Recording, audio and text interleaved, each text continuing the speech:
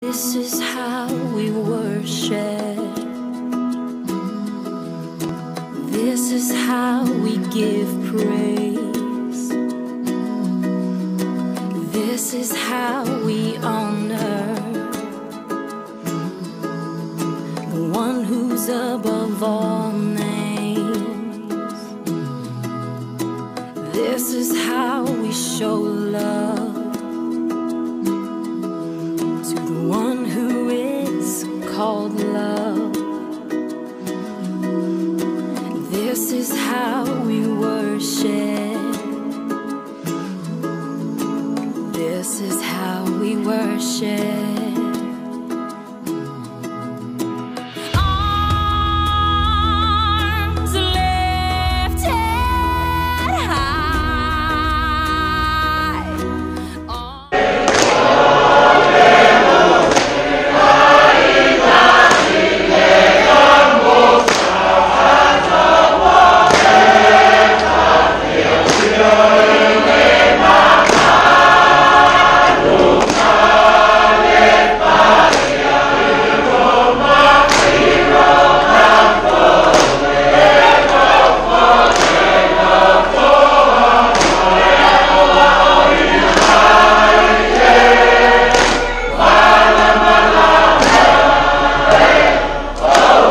Maset fano.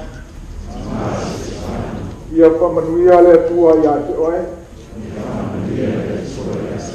Ia whawhau i nātu oe le au angelu. Mori mori atu oe ia aoro whaola. Oe o le whailonga. Sa mau whatasi le tua mai mātou. Papekai. Do Fatima. This is how we worship.